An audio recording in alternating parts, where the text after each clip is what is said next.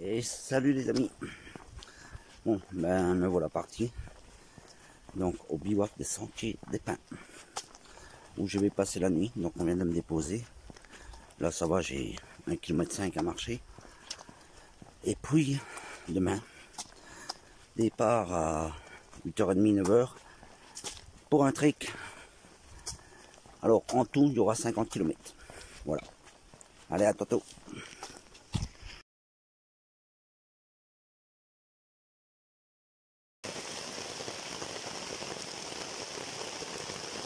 Bon ben voilà, je crois que le défi est accepté. Allumer un feu sous la pluie, j'y suis arrivé. Il est en train de tomber une très belle drache.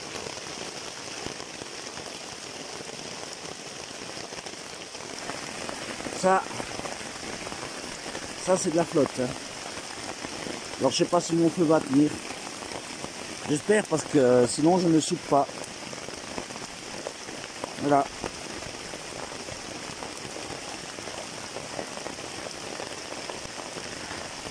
Bon. Je crois qu'on peut dire que le défi est relevé, allumer un feu sous la flotte. Mais là maintenant il tombe de plus en plus.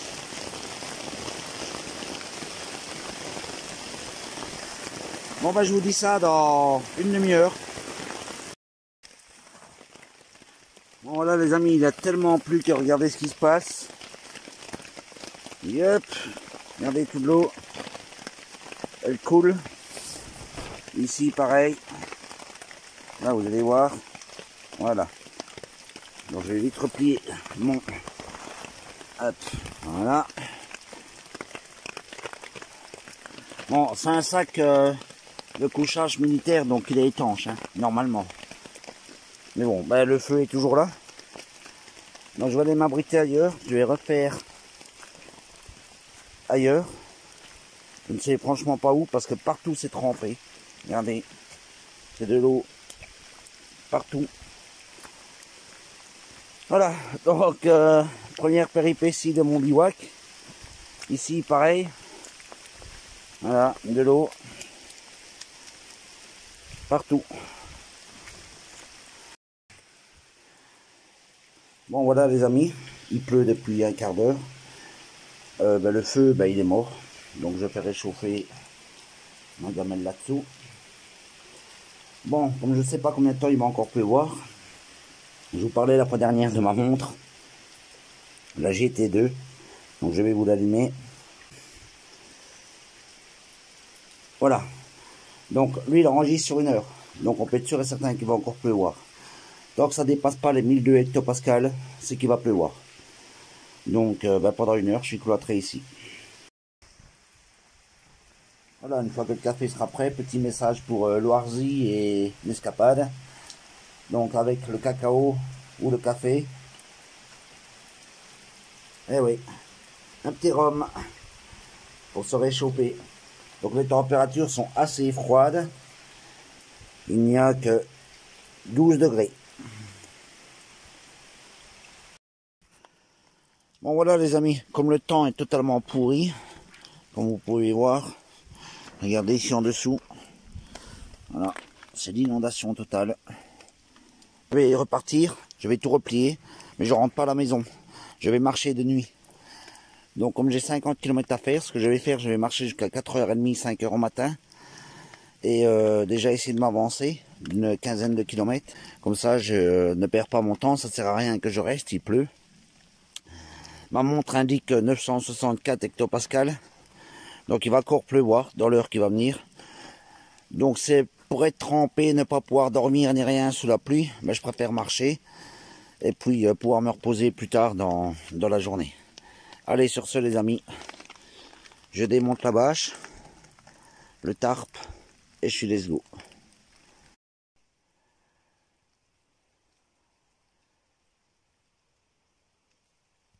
Voilà, déjà presque 3 km de fait. Il m'en reste encore 7. J'ai un bon rythme, donc ça va le faire. Comme vous avez pu voir, la pleine lune m'accompagne. C'est toujours plaisir à voir. Je vais essayer de vous montrer. Voilà.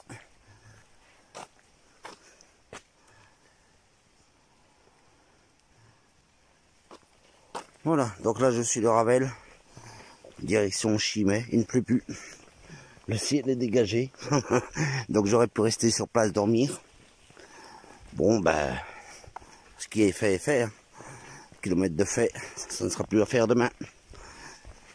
Allez, on continue.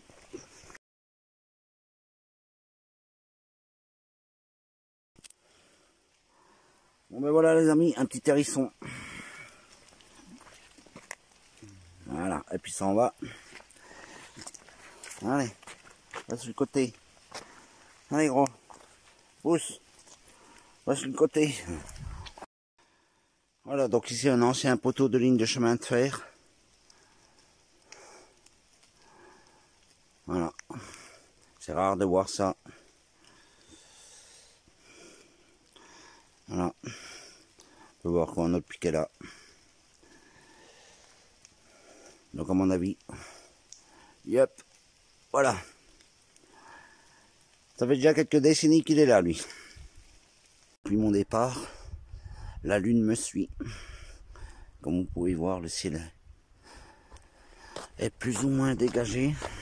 Alors ma montre indique 1005 hectopascales, donc il ne va plus pleuvoir. Alors je vais vous montrer l'ancienne gare. Voilà. Ça c'est l'ancienne gare, mais je ne sais pas où je suis à 4,5 km de Chimay. Bon les potos, alors je vais vous expliquer 2-3 trucs que certains ne savent pas. Étant hypnothérapeute, je vais vous le signaler, parce que je viens d'avoir la blague. Le cerveau est assez bizarre. Au fait, quand il ne connaît pas un lieu, comme là vous êtes le long du Ravel, il va y avoir des poteaux sur les côtés, par moment, et votre cerveau va imaginer que c'est une personne. Il va vous créer de l'adrénaline, il va vous créer une peur. C'est logique puisqu'il ne connaît pas cet endroit, il ne connaît pas ce poteau ou cet arbre. Donc il va imaginer qu'il y a quelque chose pour justement vous mettre en sécurité, parce que lui il ne connaît pas. Et comme il ne connaît pas, il vous dit hop, attention, danger. Après, si vous passez 15 fois, 15 jours d'affilée, il va le connaître. Donc pour lui, ça sera indifférent. Ici, ce qui crée une peur, c'est la nuit. Alors là, ça va, je suis sur le Ravel, il est assez dégagé. Mais quand vous êtes totalement dans les bois, le moindre coup de vent, il va vous faire croire que c'est une bestiole. Ça peut arriver. Il vous met en sécurité. Au fait, il s'auto-sécurise. Voilà. L'inconscient se met en auto-sécurité. Autre chose. Ça, c'est pas l'inconscient, c'est moi qui vous le dis. Quand vous passez dans un village, donc vous quittez un sentier de randonnée, vous arrivez près d'une ferme, ce qui vient de m'arriver, juste avant la gare. Regardez ce que j'ai dans les mains. Mon bâton de marche. Pourquoi je l'ai raccourci? J'aurais plus facile à me défendre contre un chien, le bâton raccourci, que le grand bâton. Le grand bâton, j'arriverais presque pas à le toucher. Qu'avec le petit, s'il faut lui foutre un coup sur le museau, j'aurais plus facile. Donc maintenant que la ferme est passée, je vais remettre mon bâton de marche normal. Mais sachez que plus le bâton est court, plus vous aurez de force. Plus vous serez sûr de toucher. Qu'avec le grand, si le chien arrive auprès de vous, et vous avez le bâton qui est là, et le chien qui arrive là, pour taper, vous risquez de taper dans le sol. Que comme il est court, vous voyez, vous pouvez venir taper jusqu'à vos genoux, même plus haut. Voilà. Donc ça, c'est un conseil de self-défense que j'ai appris il y a déjà bien des années. Bon. Nous voilà là-haut. On commence à apercevoir un petit peu de village et tout ça. Voilà. Toujours la lune qui m'accompagne. Merci Madame la Lune. Ça fait toujours plaisir. Voilà, donc prochain banc, je m'arrête. Je vais faire une petite pause de 10 minutes à quart d'heure. Et puis, je rejoindrai mon lieu de couchage. Allez. Encore 2 km 400. Et j'arrive seulement à Chimay. Mais de Chimay à mon lieu de bivouac, il y a encore 2 km. Allez, encore 4 km puis je serai sur mon lieu de bivouac. Voilà les amis, je sais pas si vous voyez là au loin, il y a des yeux qui brillent. Je sais pas si vous voyez. Alors pour ce faire, dès que je vois, il me regarde de nouveau, je siffle une fois. Voilà, là il me regarde. Hop, et voilà, il est parti. Voilà, donc ça, au moins l'animal n'a pas peur.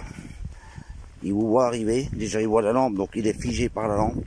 Il ne connaît pas, donc il regarde.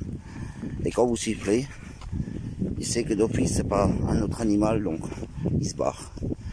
Voilà, c'est une façon aussi de vous mettre en sécurité, de prévenir de votre arrivée. Voilà, donc j'ai croisé des yeux, comme ça, des yeux, beaucoup de yeux. Ça peut être un chat, un renard, ce que vous voulez. Vous sifflez. Tous les 100 mètres à peu près, vous sifflez. Vous pouvez chanter aussi, hein, mais le mieux c'est siffler. Parce que comme ça, des ondes aiguës, les animaux les perçoivent beaucoup plus rapidement. Allez, encore 4 km avant mon lieu de bivouac.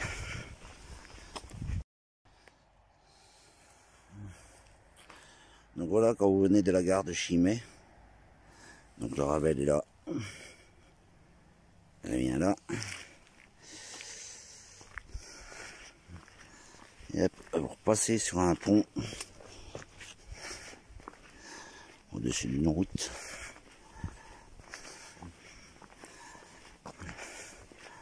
Et vous reprenez le Ravel qui va là-bas. Bon, j'ai peut-être trouvé un lieu où dormir. Le problème c'est que enfin, tout est cassé, tout est délabré. Et si je dors là, il faut absolument que je me barricade de façon à ce que ça fasse du bruit. Bon, c'est un lieu qui a l'air d'être connu. Et beau pouche. T'es pas farouche? Ah non, bah non, t'es pas farouche.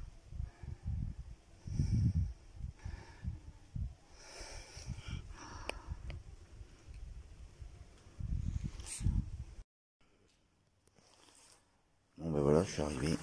J'ai trouvé un lieu où dormir. Je vais être super bien. Alors c'est un truc désaffecté. Donc j'ai barricadé l'entrée. Donc si quelqu'un veut rentrer, il est obligé de faire tomber des trucs. Donc ça me réveillera. Voilà. Donc il est minuit. Hop, minuit 5. Voilà. Donc j'ai fait 10 km. La température est de 9 degrés. Voilà. Bon. Un bon dodo. Et puis demain, let's go. Donc je ne ferai pas de feu demain matin. J'irai dans un petit café-restaurant ici. Me boire un café avant de rattaquer les 15 km. Parce que dans le lieu dans lequel je suis, je préfère ne pas allumer de feu. Voilà. Mais je vous montrerai demain tout ça en vidéo. Allez, ciao les amis.